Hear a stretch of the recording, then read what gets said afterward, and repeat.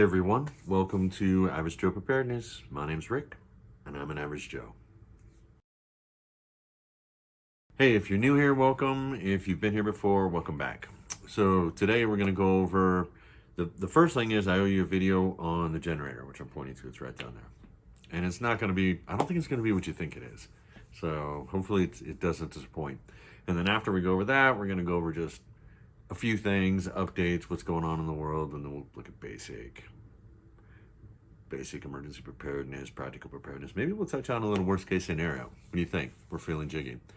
But yeah, just had a little time. Figured I'd do this real fast before dinner because, yeah, this is the way life is. You got to be busy all the time. Yes, I look bad in this, I know. But it is what it is. Yes? All right. First things first, let's talk about the generator. Okay, if I teased you guys and you guys were expecting like an unboxing video, I think is what they are, and then you go over everything, and yeah, that's not it. What I'm going to do is I'm just going to tell you how I got it, what I paid for it, how I ordered it, stuff, how hard it was for me, because I think that's what, I mean, maybe some people like those unboxing videos, but I'm just like, okay, how bad was it? You know what I'm saying? So real quick, this is the generator I got. I don't know if I told you guys. See that? It's a Furman. It's a it's a dual fuel, and it's one of the quiet ones, just in case. I went ahead and got that because who knows, I might take it camping. And if I take it camping, I might take it to a national park. And if I take it to a national park, and some other parks too, they have a decibel limit, and this falls within it. Yes? So that's the reason I got this one. There's a few other reasons why, but this is the one I got, guys, if you want to Google and see what I'm talking about. And that's what we're going to talk about. Yes? Yes. Okay, so first things first, how I got it. So I went looking for one. I wanted dual fuel. I think I mentioned that before because I have like a barbecue that's got propane, and I got like a little fire pit that's propane, you know, the ones that look really cool with the rocks and stuff. And I got one of those tall, like top hat heaters for wintertime for the living space outside, those outside heaters. You guys know what I'm talking about? And it runs off of propane. It's those 5-gallon, pretty sure, yeah, they're 5-gallon jugs, and they all have the same thing. So I've got propane here. That's the point. So so I have propane in my shed to replace the bottles when these things go out, because you know, having a barbecue and the propane goes out, that'll bug you. And I also have gasoline, which we've talked about before. I have a lawnmower, but I have extra gasoline for my lawnmower, just like I have extra propane for my barbecue. Yes? Yes. Yay. And I also like options. Yes? So I didn't go with they have ones that are like 3 they hook up to your gas line coming into your house and stuff. So I just went with 2, guys. And I went with the quiet one. Now, if you guys Google this make and model right here, I did, and I think if we go to like eBay, and I think I averaged it out, it was just under like $1,500 to buy this. So it's not the biggest, it's not the latest and greatest, but I think it was like $1,500. Somebody's gonna say $1,500, right? That's pretty expensive. And you know what? You're right. I didn't pay $1,500. So what I found on eBay, and yes, somebody's gonna say, "Duh, Rick. We all knew that." Okay, I didn't know this. eBay has its own like recondition thing. So I bought this from eBay, but they have a recondition department. Like I don't know where they get them from, and they tear them down, they rebuild them, they recondition them, and then they sell them again. And that's where I got it from. So if you guys go there and you look this up, I don't know if you guys are going to, just trust me, it was just under $500. So let me do math, public math real quick. That's like $1,000. You guys with me? And it still comes with a 2-year warranty by eBay. And I'm thinking to myself, eBay, that's a pretty decent sized company. So, and they have like the little stars and stuff. And I'm pretty sure they don't want me getting on there saying eBay didn't do their warranty right. So it's got a 2-year warranty. And I'm like, well, I mean, that's a decent warranty when you buy anything for 2 years. You know what I'm saying? So anyways, that's what I paid. I paid less. Oh, and it came with free shipping. The thing weighs almost 100 pounds. It's like 90 something pounds. It's got wheels and a cool handle, by the way, that actually works. I've been wheeling this thing around just to see, and we'll get to that in a little bit. But yeah, free shipping, you know what I'm saying? For $1,000 less than if I bought it brand new, and a 2-year warranty. I'm just saying, guys, if you think I could do better, let me know. All right, so the first thing I noticed was, and I took photos just in case I was going to send it to eBay, is the box was kind of trashed. You know what I'm saying? But, you know, when it gets shipped and stuff and blah, blah, blah, yakety schmackety. And remember, it's a refurb, which means, and they said that it'll have like little nicks and stuff. Not the box, but the actual part. So when I open it up, there's like a few little abrasions, you know, there's a few little, it doesn't look brand new. You know what I'm talking, wait, it didn't have that new generator smell. You know what I'm talking about? So there's like a little abrasions. And then there's one thing, which actually, you know what? I'm stopping this. I'm going to go get it and I'll show you real fast. Like the worst thing. I'm going to show you the worst thing. Yes? Yes. Edit your videos better, Rick. No, this is the way, guys. So the worst thing, okay, so this is the adapter for when you do propane. You guys know what I'm talking about? See, this hooks on the propane bottle. It's got its own little thing in here. This hooks up to the generator. There's actually an electrical connection because it's electric. It has an emergency shutoff. It doesn't matter. It's got a lot of cool safety features, by the way. But the worst thing, if you guys can see, I'm going to try to get this in here, is with these screws, this came apart and I put it together. And if you look right here, the little screw, the little piece of plastic on this one was broken off. But it comes with washers already, so I just tightened it down after I tightened all the other ones down, and it's good. So that's the worst thing for saving. Put it back here. That's the worst thing for. Don't turn your back on the camera. That's the worst thing for saving like $1,000. Yes. So that little thing there that goes on the adapter for the propane. Just full disclosure, guys. So yeah, other than that, it came with all the paperwork. It comes with all the there's a lot of like warning tags, warning stickers all over the place. I told you I read all the materials, and yeah. So basically, I opened it up. It doesn't come with, I mentioned it before, it doesn't come with oil. Obviously, they're not going to ship it. So I ordered oil. I ordered a very large gauge, 10 gauge, 50-foot extension cord, because this thing needs to be at least 20 feet away from the house. And when I cranked it up today, I made sure it was. And I ordered a big, beefy multi-plug, so that way I can plug a few things into it. And I ordered the cover, which actually the order got canceled. I need to reorder that. And I think that's it. So anyways, I followed the instructions. For the oil, I added a little funnel because it looked like it was going to be difficult to get it in there. And it's a good thing that I did. So the oil wasn't hard to find. The funnel, it's a good thing. You undo like a side panel and you have to reach up underneath there and you take out the little thing, check it out. Well, you fill it the same place. So I have a funnel that's adjustable. I don't know if you guys know what those are. What was that again? Anyways, so it went right in there. I put the oil in. I measured how much oil it requires versus what was in the little oil thing because I'm fastidious. So I added the oil. I followed step-by-step instructions on how to crank it up using gasoline. I added just a little gasoline because I'm probably not going to use this now. You know what I'm saying? So I don't want it stored with a lot of gasoline.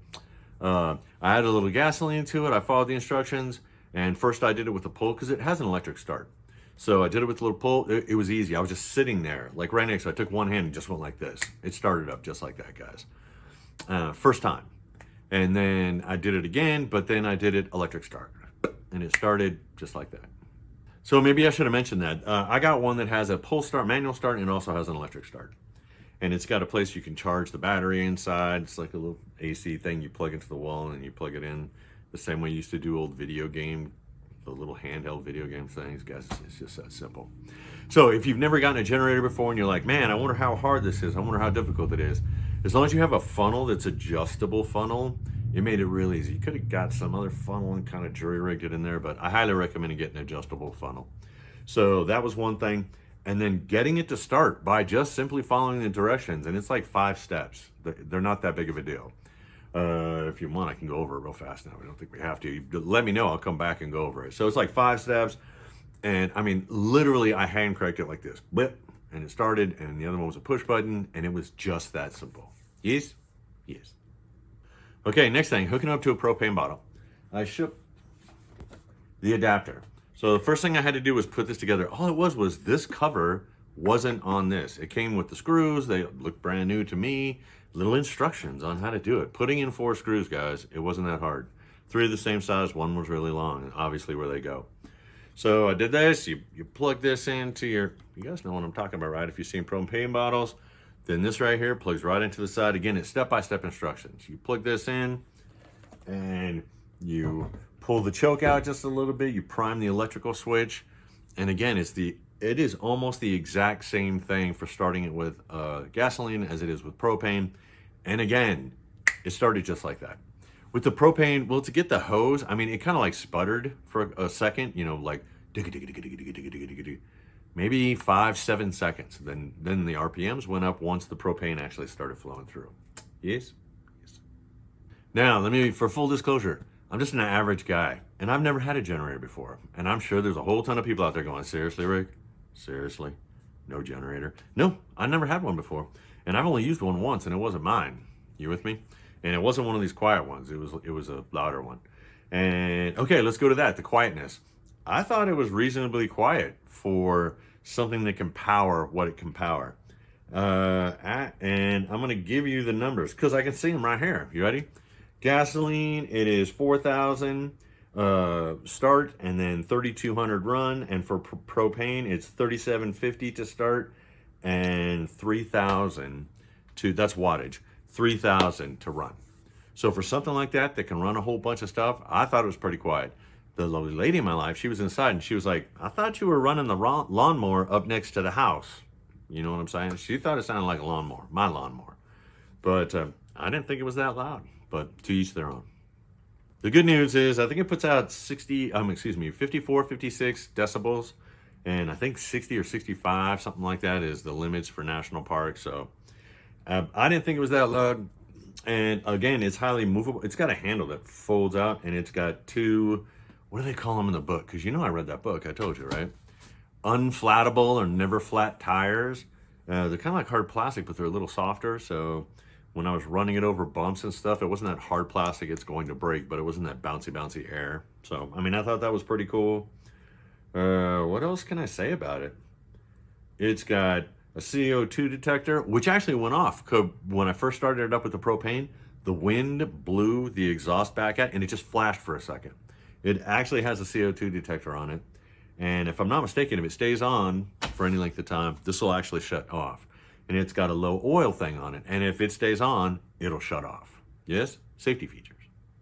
If you try to draw too much power on it, it'll disconnect the electrical portion. It won't shut off itself, but it'll disconnect. It'll be like, yeah, I'm not putting out any more power until you reset the thing. So there's a lot of good safety features on it. Again, I get nothing from this, guys. I never knew these people, except I think I've seen like photos or videos in the background of people with their generators. Does that make sense? But I didn't know who these people were until I went looking for a generator, and I read the reviews, and so this is what I got. So if any of you guys out there have had one like this, or had a friend who had one, or something, and I'm screwed, pardon my language, if I made a bad choice, you guys let me know. But if you had some and you're like, yeah, man, that thing rocks, that'd be cool to hear too. But I looked at all the reviews. I didn't find anything majorly wrong with it.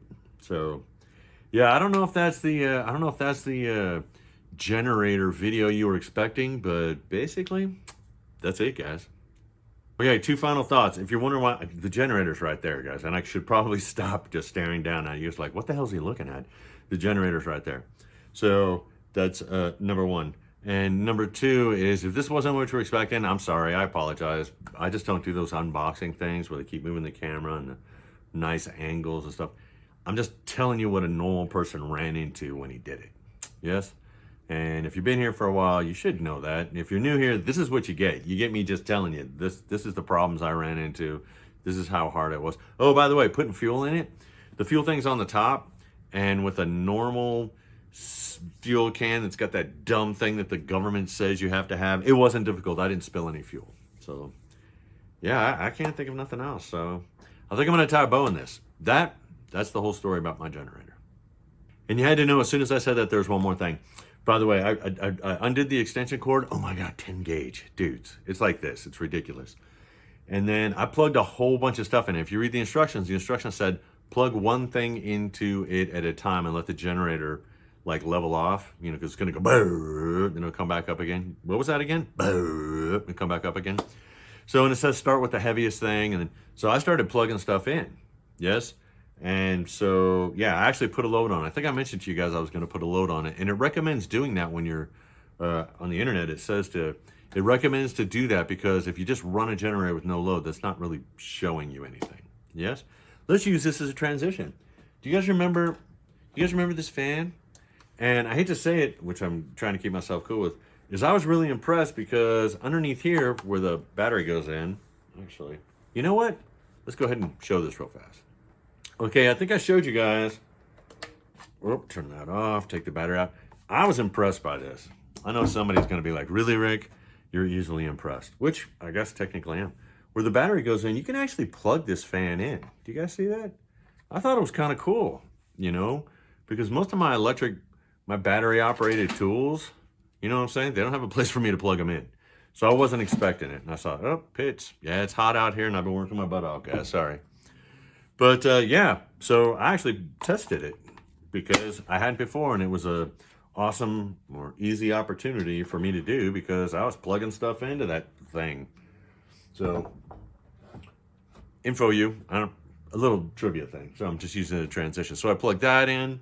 I tested that out. I plugged in. Okay, don't judge me, guys. We have an elliptical machine in our garage. Yes, and it gets used. Do I look like an elliptical guy? So I plugged that in. I plugged in my shop vac. I plugged in. And again, I started with the biggest thing and went down, doop, doop, doop, doop, doop, and it handled everything. Okay, so hopefully now I've tied a bow in the generator. All right, a few more things. Okay, if you are new here, basic emergency preparedness. It's over here. Basic emergency preparedness. People are going to get tired of seeing this when you've been around a while. The checklist to start with, or a checklist. You don't have to. But a checklist to start with is the one if you go to ready.gov or FEMA. This is it. And if you look at, I'm not putting my radars on. If you look at 1, 2, 3, number 4, it says flashlights. You guys know I got a ton of flashlights. Well, I got a new one. Don't judge me, guys. Somebody's going to be like, what the heck is that antique, Rick? You know what? If you know, you know. I'm an old school person. I told you I was in the military for like 3 decades, and I like these. You with me? So, but what I did do was I ordered more light bulbs. I don't know if you guys know. It comes with a light bulb, and then in the bottom, it's hidden. A lot of people don't know that. There's another little light bulb in here, a spare one. But I ordered other ones, and they are LEDs. Oops, sorry, guys. Because they don't draw as much power, the batteries last longer. So, got me an old school one. It's got the lenses, colored lenses, especially the red one, guys. It's got the nifty thing where I can hang it right here. I'm used to it. I'm used to this thing. So, I don't recommend this for everybody. I got it for me because I'm old school, yes? And you know what you know. Does that make any sense? So, if you're new to emergency preparedness, get that checklist. One of the things that's going to be on that is flashlights. Obviously, it's when the power goes out. Yes? So, let's move along. The hurricane, which is now done. If you guys remember when I made the video, I was like, you guys need to take some caution about that. And at the time, they had projected, and you guys can go back and watch it when we were talking about it, they projected that it was not going to make landfall whatsoever on the United States or on North America. You guys with me? Yep, it changed. Thank God a lot of people didn't get wiped out by this. The point I'm trying to make is those projections are not always correct. Yes? Yes.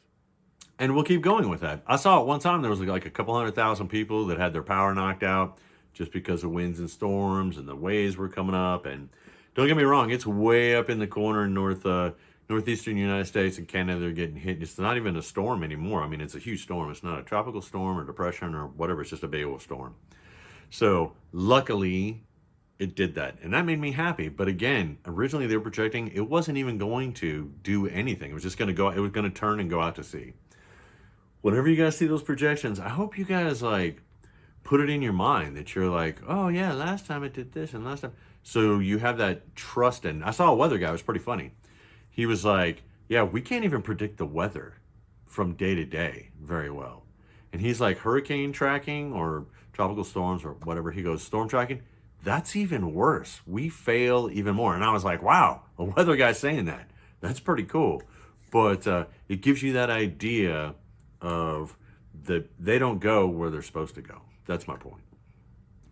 Okay, a couple more things in here and then we'll head outside for updates. We're not actually going to go outside, guys.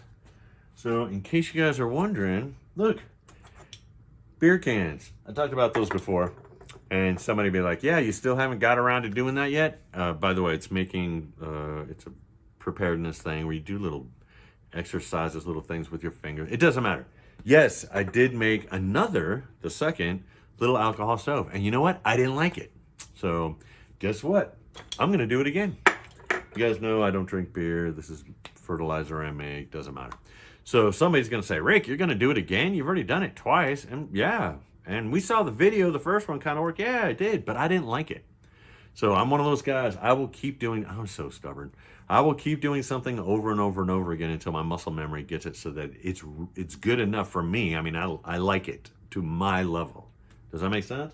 So got to make another one, guys. And I'll keep doing it because I'm a stubborn bastard until I'm happy. Yes, you guys should do that too. Just an idea. Okay, something oddball maybe. You guys remember when I got this power pack? So for the record, I got this power pack and I told you don't get me wrong, if we take a road trip, it's going in a vehicle. But in the meantime, it just sits in my garage. Now my garage is not air conditioned. Obviously you can tell because I'm using this fan. So and I just have it setting out here like the same way it would be in my car. Now, don't get me wrong. In my car, the temperature fluctuations would be more, but out here, it's not like they're in my house. You see what I'm saying? In a climate-controlled environment. So this thing's been sitting out here since I made that video. I don't know if I'm going to put it up there. And I don't know how long ago it was. It was a month ago. You lose track of time when you get old. It was like a month ago, 6 weeks ago. The point being is, watch this, guys. In case somebody, again, is going to be like, duh, Rick, we all know that. Okay, I didn't. And if I didn't, there's probably one or two people out there that didn't know it either. This thing holds a really good charge. Yes? 96%, guys. And it's just been sitting out in my garage. So yeah, somebody's going to be like, duh, Rick. But anyways, I'm just letting you know, if you're the one or two people that come along thinking about getting a power pack, a power bank, and remember this is supposed to start a car, but you can also charge other stuff up with it.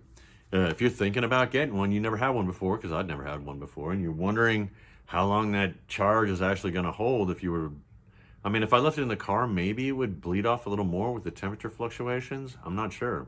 But I figured this was a decent test without leaving it in the car, because I only have one and I don't know what car we might take on a road trip.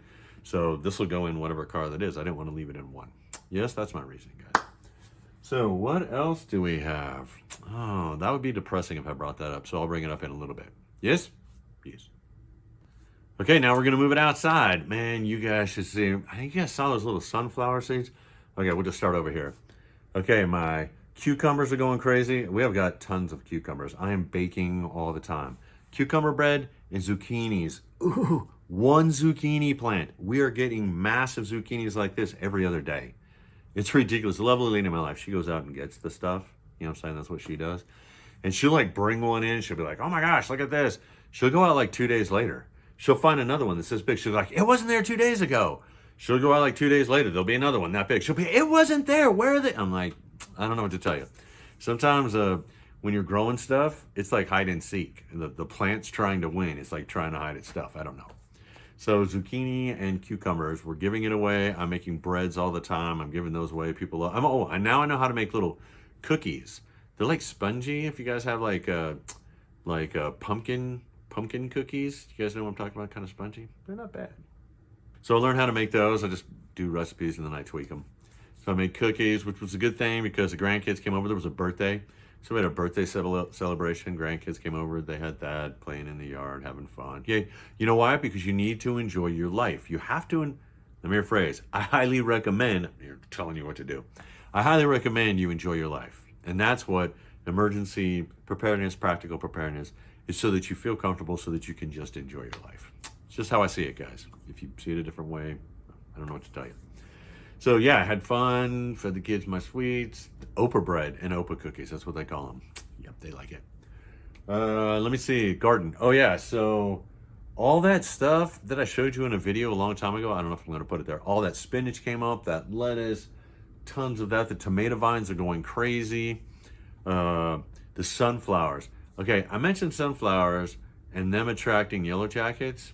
Wait, there's something more. Another thing I found out that I probably should have known. Okay, if there's anybody out there that has like beehives, you know, that raises bees, which I don't. If you're wondering where your bees are during the day, you know, running around being rebels and stuff, if they're staying out of trouble, I'll tell you where they are. They're in my sunflowers, because once that sunflower, the yellow jackets or wasp or whatever are all over them, and I think I explained why, until the flower comes out. Once the flower actually happens, it is bee central. I did not know that.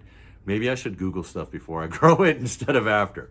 But if you're going to grow giant sunflowers, because these are giant, and they are huge, and they don't care where I planted them, by the way. They are all growing, every one of them. So they're huge. Bees love them. So then I Google it, which I should have done before, and it turns out that, yeah, bees don't see red very well, so the yellow attracts them. And then it's so huge, it's got all this pollen and stuff in it. And then there's something that has to do with it's a counterbalance to mites that are in beehives. So there's an oil or something off the sunflower that counters mites in beehives. I don't know, I just saw it real fast. So if anybody knows what I'm talking about, let me know more detail, or I could Google it, I guess. But I was just like, oh, that's cool. So the bees really like my sunflowers, and the sunflowers supposedly are doing something positive besides the pollen and making honey. Doing something positive for the bees, like controlling mites or something, which I guess is a bad thing for bees. I don't know. I don't raise them. So let me see what else. The pumpkins, we got pumpkins out there. The corn's all died, so we're going to use the stalks for decorations like I do every year. The green beans are going crazy, which if you guys have been here for a few years are probably tired of me saying. But what I did this year was I planted some, and then like a couple months later, I planted more under the premise that these were going to be dead and then these would grow. No, these still haven't died. And now these, and we got green beans all over the place. I'm eating green beans. Just dice them up, boil them, throw in some bacon, raw bacon, you know what I'm saying, and boil it for hours. A little, instead of water, I add a little vegetable stock. It's pretty tasty, guys. And the potatoes. For the bucket people, for the guys that have been here for years, or girls, whatever, people that have been here for years, the 4 buckets this year, 1 is growing a potato. I might have mentioned it. So 1, I'm still failing with the potato buckets, but I'll do it again next year. But this strip over here, they're just going nuts. They grew well there last year, but now this year, it's just, they're huge bushes. I have huge bushes, not plants. And they're flowering, which supposedly when they flower, that's when they're really putting out the spuds. And so I'm going to have potatoes later on. But, to touch base on something. With the cucumbers, which I dice up, and you can put them like a little Italian dressing, some people do, or little ranch dressing. And with the bread I'm baking, yeah, speak right. I just want to let you guys, and the green bean stuff, I'm eating food pretty much every day that I've grown. So just a little bit, but not the point. I'm eating food I grow.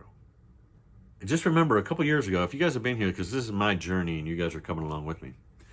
A couple years ago, I wasn't growing anything, and now I'm growing organic, non-GMO foods. They're healthy. They're right here. They taste a lot different, by the way, than processed foods. You guys, even when I bake them, I try to bake with non-processed stuff, and it tastes different. You got to get used to it. Yes. And so does your body. So I'm sure I've mentioned it before, you start eating food that's out of your backyard, you know what I'm saying? It takes a little bit for your body to get used to it. Just be aware of that. And let's see what else I got in the garden. Carrots. We pulled up a couple just to see if they were ready. Not quite. So I diced those up, and the ones that we did, I diced those up and threw them in with the green beans. So letting those go till they die. Watermelon plant's going crazy, but I don't think it's going to give me any fruit. It's too late in the season. I think that's about it for now on the garden. Okay, now we're going to move up to here. Practical preparedness, not worst case scenario. I don't know if you guys have been following in the news. The economy's not getting any better, and they're talking about it getting worse. So, all the way back down here, first step of practical preparedness, for me, some people might argue it's the first step in basic emergency preparedness. But for me, it's the first step in practical preparedness, and that is your finances. Please, I know it's difficult. I know times are tough. I know everything is so expensive. That's why I'm baking my own bread, because even bread has gone up 50%. No, 30%, I think, if I did the math from just a couple years ago. It's ridiculous. And it's not going to get any better. So if anybody comes on this channel, and I don't mean to be a jerk to you, if you have the mindset that things are going to get better, they're not. They're going to progressively go in a certain direction. So I know it's difficult with your finances, but please do what you can. Yes, it's only going to get worse. To be honest, if I've never said it before, there's a part of me that actually feels like a jerk when I tell people, which is the truth. If you go back and watch my videos, interest rates are going up. They're probably going to go up for a while. The economy is not getting any better, no matter what they tell you, because I go shopping. The prices of things are going up, bubbles and stock. But if you look at trend data, things are getting worse. You see what I'm saying? I kind of feel like a jerk mentioning it, but every time I mention it, but I don't want to be the guy that sets anybody up for failure. So yeah, I don't know anything I've said that's been wrong, but it has been negative. Like things aren't getting any better. So anyways, be prepared. So here's what I do, and please don't judge me. But there's like two things. They've been over here for like a year, and I don't use them yet. And I'm not going to as of yet. I usually do things, I project out to see what I'm going to need. But once I project out and get what I think I'm going to need in the future, I don't actually start using it until I need it. And this is the case in point. And by the way, we're going to transition to like worst case scenario here in a second. You guys know what these are? Probably not. They're two little boxes. Not empty. These are lockable gas caps.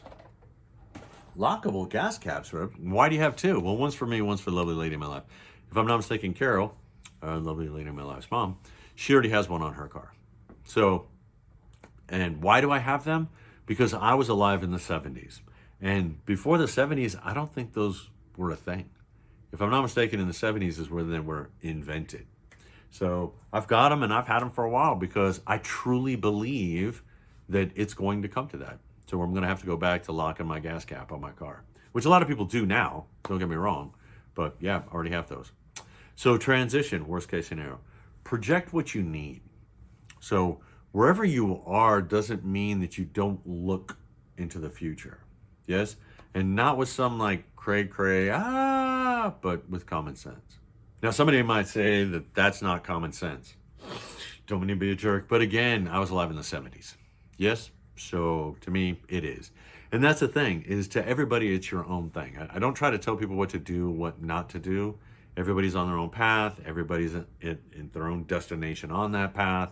So that's not for me. For me is to let you guys know what I'm doing. Yes. Make some recommendations. We talk a little bit and I show you my struggle. That's what I'm here. That's what I'm here doing, is I'm showing you my struggle for the average person. Yes. But anyways, even if it's up here, project what you may need. And if you can get it and set it aside, you know, if you find it on sale, you happen to have a couple bucks and something down here you can't get at the time. You with me? But do it baby steps. I had a couple extra bucks. I added it to like an order of something else to make it that nice number where you get free shipping or whatever, which I have free shipping all the time. But if you guys know what I'm talking about, and I got them, I put them off to the side. And who knows, maybe in the future, maybe not that far in the future, I'll need them and I'll use them then. Yes? Yes. All right, well, that's about it. If I was going to talk about something else, I either changed my mind or forgot because I'm old. Yes? Yes. So I hope this finds you well, guys. I hope you're enjoying life. I hope you are happy. I hope you're staying positive, and I hope for whatever you are preparing for you believe is coming your way, you are being prepared. Yes?